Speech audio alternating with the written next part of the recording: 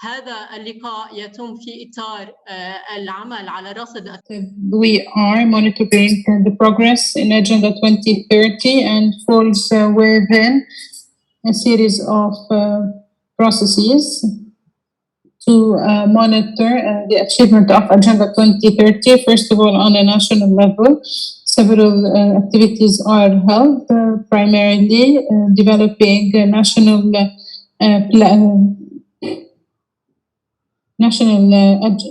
policies, then DNR reports on the regional or on the government level, and they can be prepared on the level of civil society organizations. Another key point in the monitoring of the progress are the consultations happening on the national level. On the regional level as well, several regional plans are being developed in order to monitor the agenda. They are done by the League of Arab States.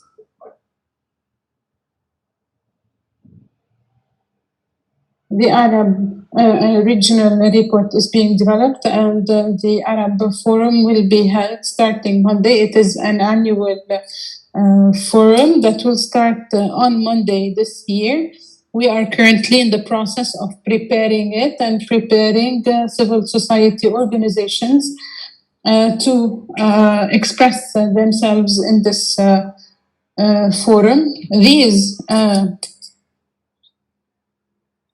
summaries will be submitted to the high-level political forum that is usually held in New York. We have reached the second phase of the regional work, and we will draw on the national works and activities, and we will prepare the submission of recommendations and conclusions to the high-level political forum that will be held in the summer. This meeting aims primarily at exchanging experiences and opinions among civil society organizations, especially 2030 goals, and develop clear recommendations addressing the root causes of the decline in development in the Arab world, submit them to the Arab Sustainable Development Forum, as well as exchanging experiences from civil society organizations, especially those focused on specific sectors and marginalized causes in the region. As we said, the meeting will be held over 2 days from 11 Beirut time, and there will be 5 sessions. These 5 sessions will reflect the 5 dimensions or pillars of sustainable development according to Agenda 2030. The first session will address the general context in the region as well as the global context. The second session will shed light on human policies, or people policies in Agenda 2030. The third session will focus on peace and freedom away from fear. Session 4 will address key issues of economic nature that affect the prosperity. And the fifth session will focus on the forms of partnership and accountability to achieve Agenda 2030, as well as the roles of different stakeholders. Without further ado, I would like to leave the floor for the 4 speakers in this session. We will start with Mr. Roberto Bissio, who is going to address primarily the systemic challenges in the global system that have become clearer after COVID-19 pandemic. He will lay the global structure or global framework for this session.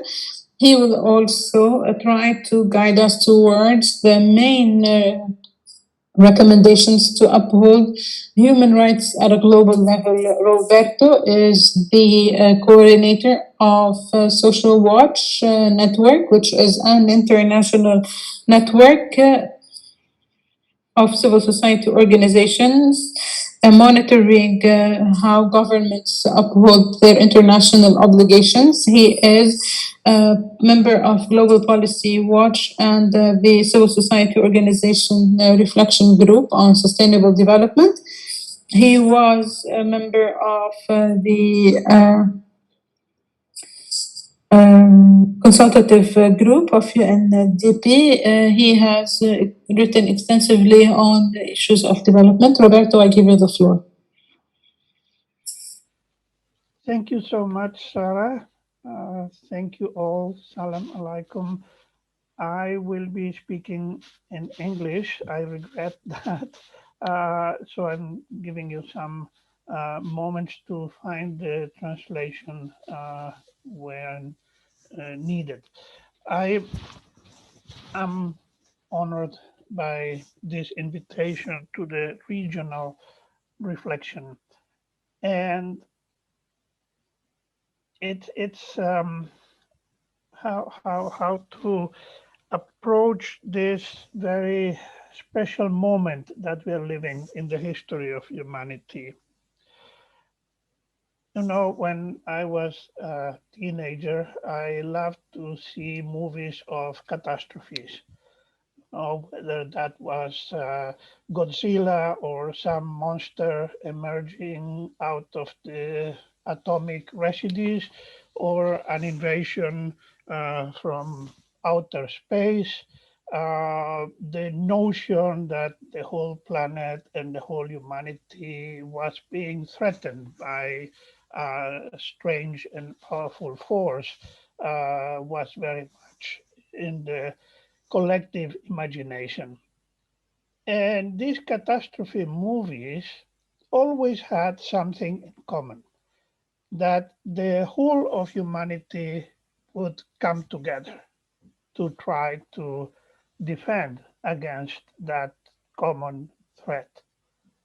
You know, that was very much we expected in any of those movies, some moment where in one way or the other, the General Assembly of the United Nations was either directly mentioned or imagined, and leaders from all over the world were coming together and trying to find a solution. And then some hero, some mechanism, and so on would come. Now, in reality, the world is facing a common threat like we have not experienced in our lifetime. Of course, there were many plagues and pests in the history of humanity, but not in this way in our lifetime, probably not since the so-called Spanish flu of 1918. And even at that moment, the perception of a global threat with the world coming out of the First World War was not so much there, even when it actually was. But now everybody's perceived, it is in our news every day, it is in our fear and anxiety all through the day. And yet the global unity, the global common reaction has totally failed. A few days ago, Dr. Tedros Ghebreyesus, the Director General of the World Health Organization, was talking of the moral failure of humanity in finding a common answer to the crisis, and that moral failure expresses itself quite clearly in the vaccine nationalism, the horrendous inequality in the distribution of the vaccines that are there, that are available, that are being produced by private companies that were heavily subsidized and promoted with public money. with some countries vaccinating the whole of the population or almost, with people in their 20s, 30s, healthy, without any comorbidities, getting vaccines, while in poorer countries, the doctors, the nurses, the people that are in the front line of the fight against these common enemies cannot get their vaccines. It's a blatant moral scandal that we are facing, and it is also a self-defeating strategy, because even if a country manages to isolate itself and vaccinate the whole of its population, while the virus is active in other parts of the world, it will mutate, it will generate new varieties against probably those vaccines are not effective. So it's not just a moral failure, this save yourself strategy, but it's also a bad strategy. And we are seeing a similar example of this at country level, countries that trying to save the economy do not take measures to save the people against the pandemic. And by not taking those measures, the economy ends up suffering even more, because the people that are not being protected, isolated, quarantined, or whatever by government measures to start with, end up being sick or dying or not able to function economically anyhow, when that is generalized, as we are dramatically seeing in the case of Brazil nowadays, which has become the country with the biggest spread of the disease. Now, this me first strategy or mentality that is so widespread, and the fact that the international mechanisms that should have found and had better global solidarity strategies to face the pandemic have failed so much is a product of decades of theory, a thought, and a practice that actually destroyed the international solidarity mechanisms that had been created in the post-colonial world, at the same moment where even in the richest countries, also the solidarity systems, the health systems, the social security systems were destroyed internally through austerity policies, privatization policies, the belief that greed is good and will lead us to progress. It has become obvious through the pandemic that this is not working, that the private sector, the market is not helping anywhere, that the governments, even when willing to do something, are clueless because of the novelty of the threat in one hand, yes, but also because of the destruction of the mechanisms of social cohesion. And these are issues that are inherently and directly linked to what we are going to have in the coming days regionally in the Arab region with the assessment of the Agenda 2030, and then later on globally at the high-level political forum. Because we do have a common agenda of humanity, the Agenda 2030. We have a series of agreed objectives within a human rights framework, of course, but objectives related to health, to education, to poverty, to climate, to water, etc., all of which are interrelated, and none of which, of course, are going to be achieved, we know, not just because of the pandemic, but because of the failure of the international system to act together to face it. Now, we have learned a few things within the reflection group that of which the Arab Network for Development is part. We elaborated this spotlight report in 2020. We have proposals, we have ideas, the so-called 8 Rs that are listed in that report talk about many of the ways out and the policies that are needed for that way out. The interesting part, I would say, is that while all of humanity is aware of the problem, the solutions that lie in front of our faces are not recognized.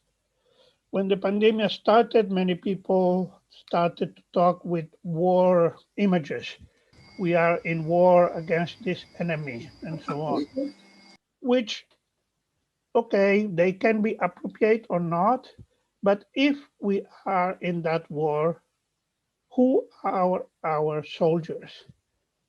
And our soldiers, the people in the front line of this war, are mainly women, are many of the poorest people, are the people doing care as in health care in the hospitals and nurses, care at home of the people that suffer sickness and of the children that suddenly lack education and have lacked it for a whole year. And where is the recognition, the re-evaluation of that work and the putting that in the forefront of the solidarity, the social policies, the political and economic policies that are needed to get out of the crisis? The solution is in front of our faces, but the implication of embracing that aspects of what is actually going to save us are for some people very powerful, too shocking to understand. The moral outrage of how a few billionaires are much, much richer now than they were a year ago, while at the same time hundreds of millions of people are submerged into poverty. It can be solved, of course. Tax them is so obviously and so simple. Why does it take so much? Why cannot it be done in the same way as to if the patents are artificially blocking the production of vaccines around the world? Why can those patents be lifted? They were not there 30 years ago. It was not obvious that they were needed. When Dr. Falk, the creator of the polio vaccine, was asked who owned that vaccine, he said, "Who owns the sun? How can you patent such a thing as a vaccine?" So nowadays, this discussion is in the World Trade Organization. It should be more in the United Nations. The discussions about debt are there on the IMF. They should also come be solved, and the creation of a debt workout mechanisms are imperative. The issues are on the table, and what we have as civil society in a very difficult moment, because our natural spaces, which is the public square and the streets, are suddenly closed or limited, but we still have precisely that moral power, and we have the authority to make the governments accountable. The very Agenda 2030 says so, and I will finish with that thought. Thank you very much. Governments are accountable to their own citizens individually and at home, but we have structures regionally and globally to make them accountable for the global problems and their part in creating them and their responsibilities in solving them. Thank you so much. Thank you, Mr. Roberto, for this global insight. I'll now pass floor to Mr. Ziad Abdel Samad, Executive Director of Arab NGO Network for Development. Ziad, the floor is yours. You have 10 minutes to give an overview from the region. Thank you. Well, thank you very much. شكرا جزيلا بيتار وشكرا روبرتو لهاي المقدمة. وشكرا للجميع على For your introduction, I would like to thank all the participants who joined this meeting. And as it has been said at the beginning, this meeting is a preparatory meeting for the high-level forum that will be held in New York, and that will look at the sustainable development goals, and notably in the framework of the Agenda 2030.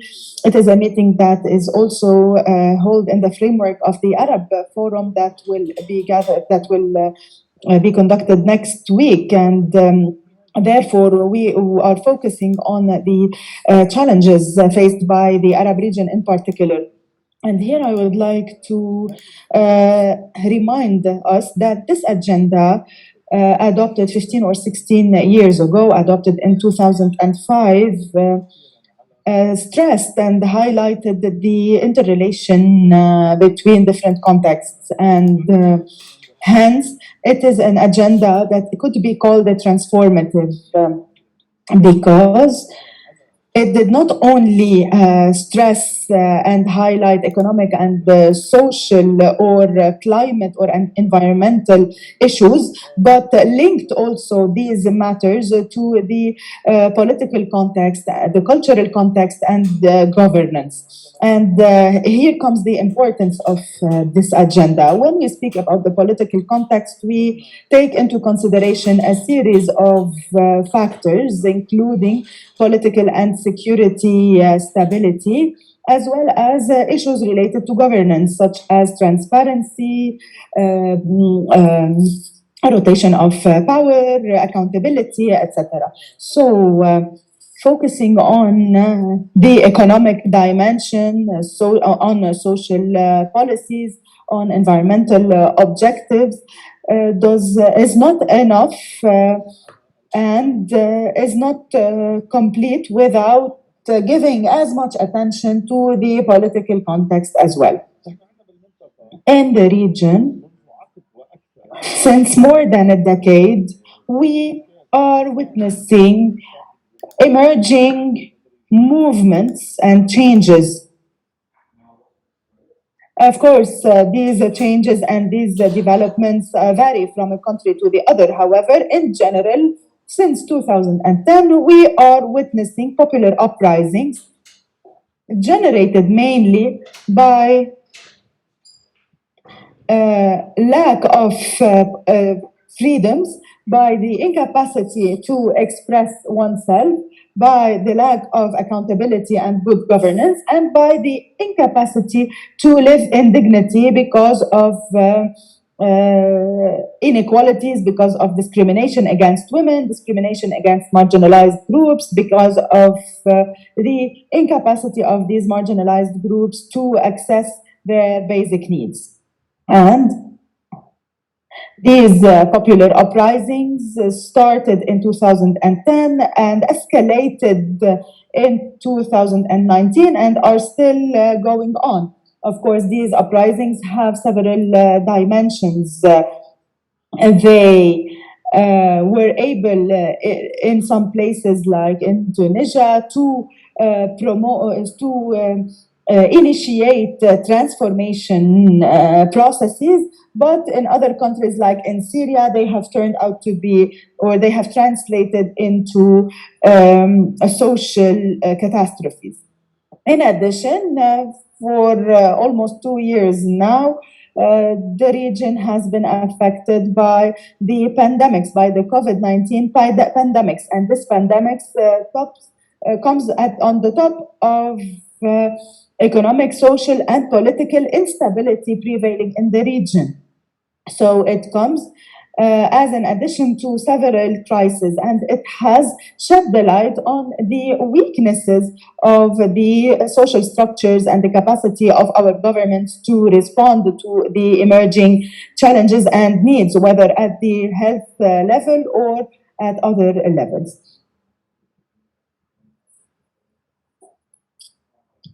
Allow me also to highlight one of the main characteristics marking our region.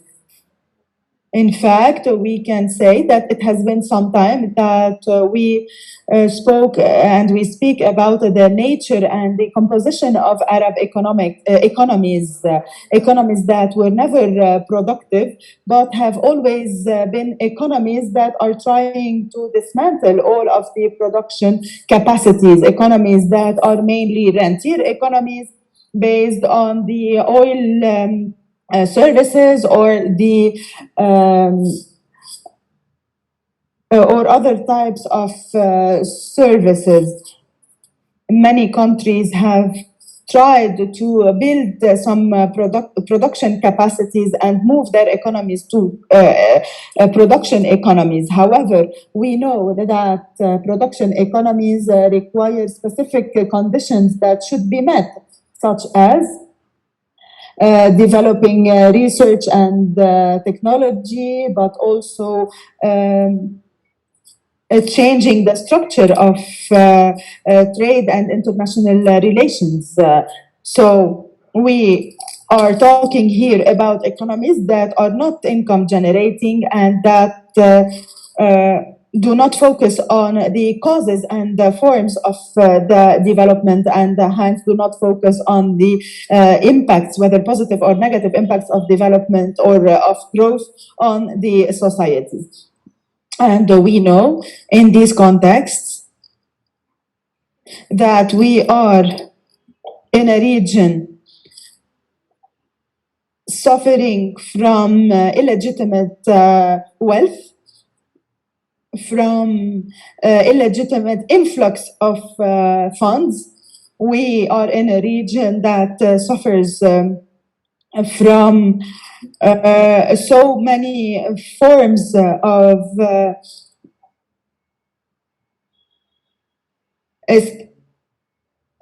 from escaping our duties to pay the tax, suffering from also all forms of counterfeiting, of smuggling of drugs and weapons, etc. And all this creates instability at the level of relationships. In addition, our region suffers from huge debts, and the general average of the public debt in the Arab region is even higher than 17%. So of course it varies between 8% and 45% from a country to the other, but some countries spend 45% of their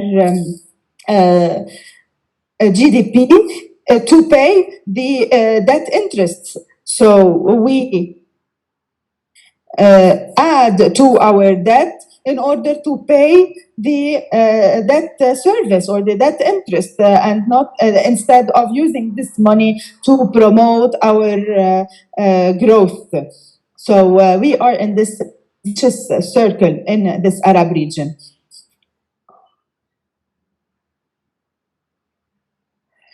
Furthermore, our region is not independent. It is highly dependent on the global economy. And once we were hit by the pandemic, we have seen that fluctuating oil prices has generated a decrease, a catastrophic decrease in the income of oil-producing countries, which showed that the production capacity of the oil producing countries has decreased a lot, has hugely decreased. In addition, other countries that were mainly dependent on tourism, on international remittance, on aerial and sea trade have also been affected due to the suspension of all of these activities. So these are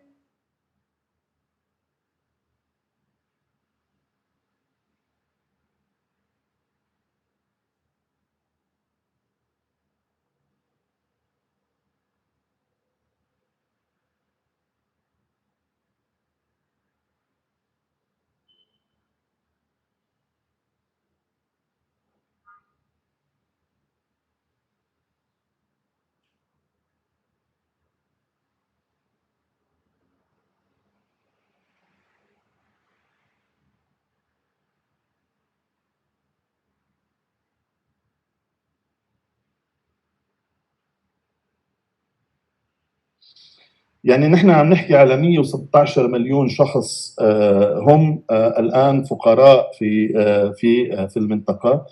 معدل البطالة 12.5%، وهو معدل مرتفع جدا، وأنا بتصور إنه هذا المعدل يتراوح، خاصة إذا أخذنا بعين الاعتبار إنه الأرقام بتقول إنه بحدود ال 55% من القوى العاملة في المنطقة وأكثر من الذين يعملون خارج إطار القطاع الزراعي هم يعملون في القطاع غير المنظم. يعني هول ناس مش محسوبين، وبالتالي هول ناس لا يطلقون أي شيء. أستاذ زياد ممكن تختم دقيقة؟ إيه دقيقة.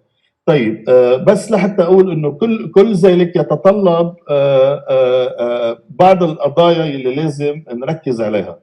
أول شيء الموضوع الأمن والاستقرار في المنطقة، واللي هو حاجة ملحة. في تحدي أساسي هو يعني محاولات حل القضية الفلسطينية بدون ما يكون في اللجوء إلى حل عادل وشامل، مما لن يساعد عملية الاستقرار في المنطقة، يعني على حساب حقوق الشعب الفلسطيني وحقوق الشعوب العربية المحيطة. هذه ناحية مهمة جدا يجب أن تؤخذ بعين الاعتبار، زائد أنه حل النزاعات والصراعات في المنطقة الذي يجب أن يقوم على أساس العدالة الانتقالية. حل الصراع لا يجب أن يقوم على حساب الشعوب، ولكن يجب أن يكون هناك توزيع عادل للخسائر، وبالتالي لازم يكون في مشاركة فعلية. هيدا من ناحية. من ناحية تانية لابد من إعادة النظر في كل أنظمة الحكم وطبيعة الأنظمة التي تقوم على فكرة إقصاء المشاركة الشعبية وبالتالي المشاركة المواطنية. إذا نحن بحاجة إلى أنظمة حكم أكثر ديمقراطية فيها قدرة للمشاركة، فيها قدرة للمساءلة والمحاسبة. وهون اللي من بحكي عن الحكم بحكي على النظام الإقليمي العربي اللي بحاجة إلى خاصة جامعة الدول العربية والمؤسسات الإقليمية الثانية، يلي لازم تساهم في تعزيز نوع التكامل والتعاون الإقليمي العربي بما يساعد يعني هاي الدول عن المنطقة تخفيف ارتباطها في العالم، في الاقتصاد العالمي والتجارة العالمية، ولكن أيضا تعزيز آليات الإنتاج المحلي فيما بينها. طبعا بدنا نحكي نحن عن إعادة النظر بطبيعة الاقتصاد القائم، الانتقال إلى اقتصادات منتجة مولدة للدخل وبشكل أساسي مولدة لفرص العمل الكافي والعمل اللائق. إعادة النظر بكل المقاربة الاجتماعية، إعادة النظر لسياسات الحماية، لأنظمة الحماية الاجتماعية الشاملة، أنظمة الحماية الاجتماعية الراهنة لا تأخذ بعين الاعتبار القوى المهمشة، يعني هاي المفارقة. طبعا الأنظمة الصحية اللي بينت أنها هشة جدا اللي بحاجة إلى إعادة نظر. قطاع التعليم اللي عم بيعاني كثير من الجائحة واللي قد يؤثر على جيل كامل بالمستقبل إذا لم يتم تدارك ذلك. وشيء كثير مهم عم ببين انه الرقمنه ديجيتاليزيشن هي مساله نحن نفتقر اليها، ولكنها الاحتياجات لها عم بتزيد تدريجيا، ان كان في التعليم او في التجاره او في العمل او في كثير من المحلات، وبالتالي نحن بحاجه الى هذا السياق.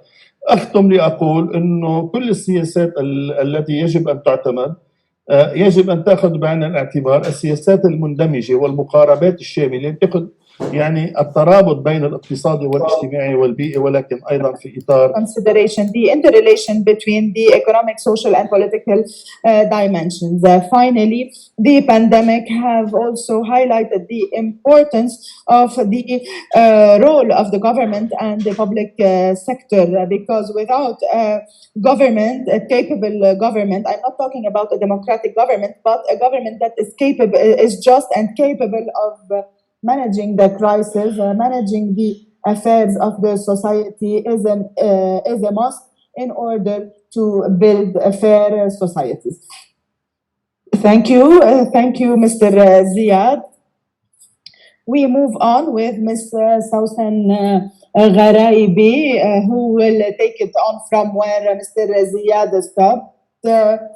She is an expert in she is a gender expert involved in fighting against corruption. She will answer two main questions.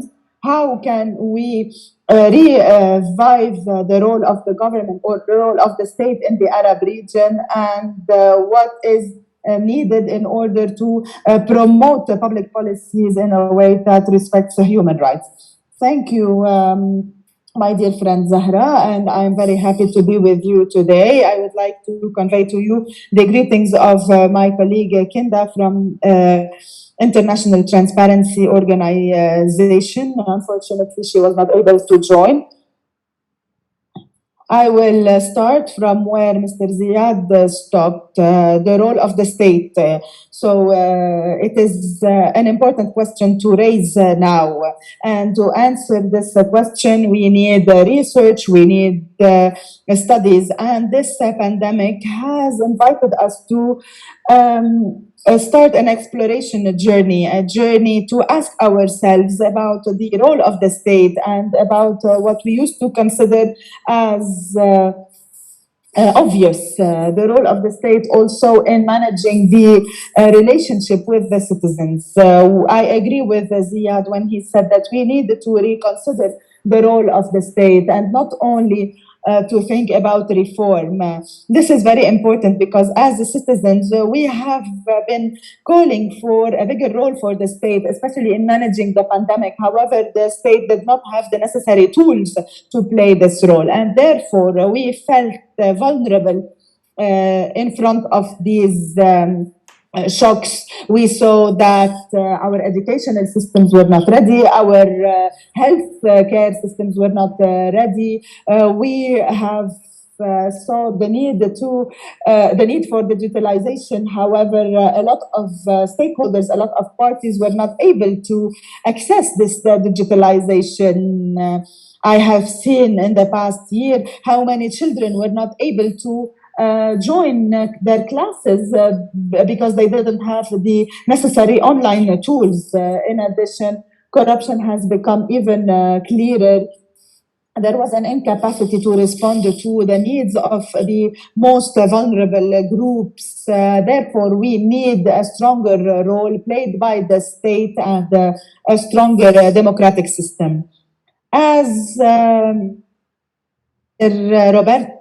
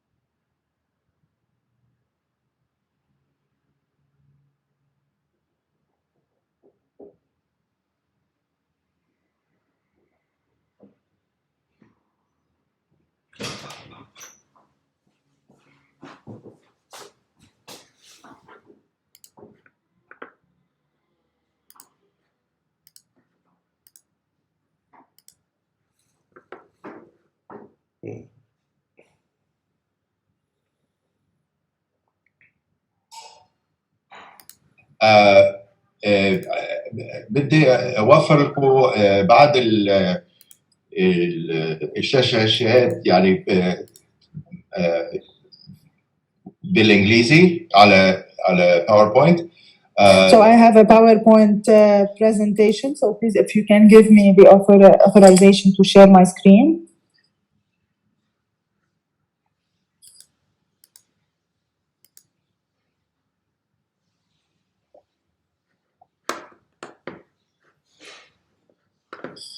Can everybody see my screen? In the case of our organization, Housing and Land Rights Network Habitat International Coalition, we're actually a human rights organization primarily. And so that's the nature of our approach to the question of the Sustainable Development Goals. And you may hear a bit of disappointment in my voice when I speak about this, because since our approach and our objective is the implementation of state obligations, permanent and binding human rights obligations, there is nothing quite so strong, binding, or permanent about the SDGs. They do provide a lot of detail and markers and specific targets and opportunities for measuring those, but they don't enjoy the level of obligation or binding nature as human rights obligations do. So we're really operating at the very intersection of human rights and development, as indeed the promise of the 2030 Agenda was, and also the longer term positioning of the UN Sustainable Development System.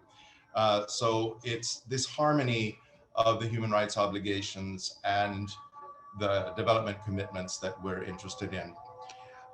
In order to get to those two questions, it's fundamentally important for us to also keep in mind, as Roberto, so gently reminded us, that we are all in this together. It's the common humanity that we share in all of these goals, but particularly in the case of climate change, because it affects all of us. And we do have some markers, some milestones and thresholds to take into consideration. In 2014 was when the International Panel on Climate Change found that we had a 66% chance of limiting global warming to less than 2 degrees centigrade, and introduced this carbon dioxide budget that we now understand is the totality of CO2 that we create. It should not exceed 1 trillion tons by 2100, that is at the end of this century. 2015, of course, gave us the SDG 13, which is really the focus of this inquiry. And in September of 2016, we also passed a threshold, which was the point of no return, where we achieved at least, or more than, in fact, 400 parts per million of CO2 in our atmosphere. 2015, we had the Paris Agreement adopted, and the next year it came into force. 2020 was another marker, because at that point, where carbon monoxide emissions were being produced mostly by developed countries, that was the year in which that flipped. So that now 2/3 of the CO2 emissions are coming from developing countries. We also have a marker, which was last year, to achieve $100 billion in investment in climate change action. We've missed that. We've fallen short of that. It's, of course, even less now because of the COVID and the economic consequences of that. And also we have this marker of 2025, where we will reach a 20% chance of keeping our global warming below the very crucial point of 1.5 degrees centigrade. That was predicted in 2017 to take another 15 years, but now it's very much accelerated. And 2050 is another threshold that where we have a goal, at least we must reduce our greenhouse gas emissions around the world by 80%, but none of the goals, none of the promises, none of the national determined contributions even address 50% of that goal. So we are far short even from our prospects. In the Middle East, North Africa, of course, there is the unique phenomenon where there will be a combination, unfortunately, of higher temperatures, water scarcity, and reduced crop yields in the extreme. But this will include, of course, temperature rises that will have effect on agricultural production. The marginal agricultural areas, including reclaimed lands, will probably be affected with increased desertification, higher temperatures, and will bring increased water evaporation and consumption, increase in sandstorms associated with longer drought periods.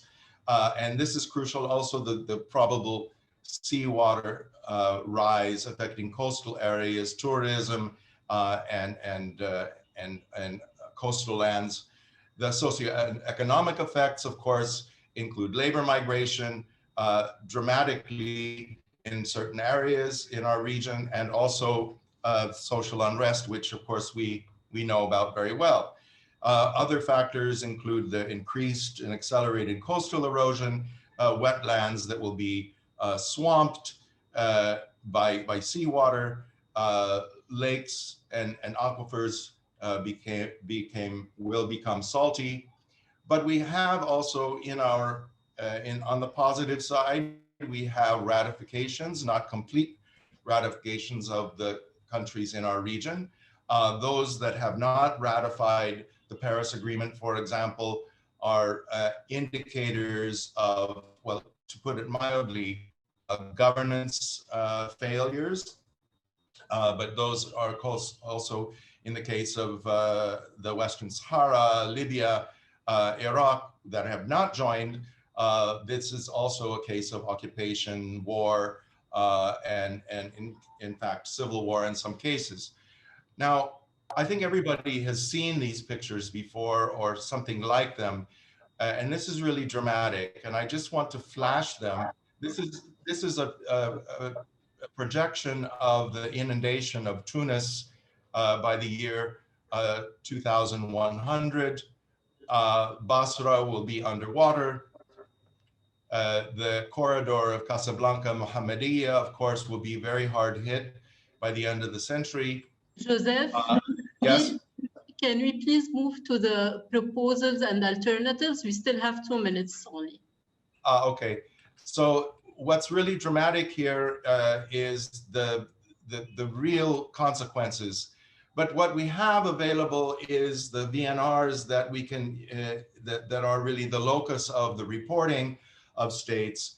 And looking across these, and this is part of the larger inquiry that we hope to do in this 5-year period, quarter into the 2030 agenda, is to look across these reports and to see what has been done. We've seen progress in the case of Egypt that reported early in 2016, so did Morocco, but the focus there was on plans and awareness raising, but not really concrete proposals. That has changed, of course, in the report. It's much more specific, policy oriented in the reporting. In the case of Morocco in 2016, its report didn't mention, barely mention showed really no action. And it's much more professional report in 2020 shows a lot of progress, but clearly not enough. We can characterize all of these VNRs that have evolved since the beginning in 2016, 2018. We have Bahrain, Egypt, Lebanon, Qatar, Saudi Arabia, Sudan, and UAE. Each one of these has its own specificity, but none of them really addresses some of the needed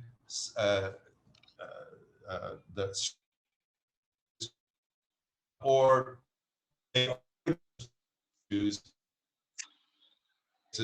where, for example, in the Gulf countries, they are of 40 carbon emissions in the region. And in 2020, we've seen also some really serious shortcomings with the presentations that we have from Libya that showed honestly that much work needs to be done. In the case of Syria, there was a focus on what harm has been done in the areas that the government does not control, but there was no acceptance of state responsibility. And now if we come to the two questions of whether or not current policies and plans are sufficient, I think it is clear that in the course of the VNRs, we've seen that there's a progress. There's an increase in the focus on policies, and the VNRs have been a kind of a showcase for states to indicate that they are making progress, but there are in each of them very serious shortcomings that also go back to this very common issue of governance and of course resources that in some countries are a source of the shortcoming. This picture is one of the Omani Million Palm project, which is a tree planting initiative.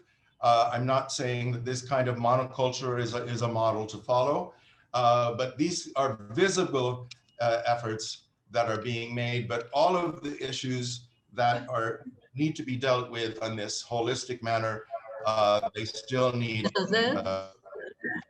So the alternative. We need to conclude, yes. Yeah. So the needed alternatives really, I think, are found in what has come from the civil society contributions, the parallel reports, the sterling examples really from Mauritania and from Lebanon, but there is not enough civil society engagement on these issues. This is very clear in the high-level political forum. This is why this forum, there's a clear need and a great opportunity for civil society to be more engaged and more critical of this reporting style, but also the policies that they present. And so this is just a word of encouragement that civil society has really the key role to play in making sure that policies and plans and alternatives are realized in this 2030 agenda. Thank you, José.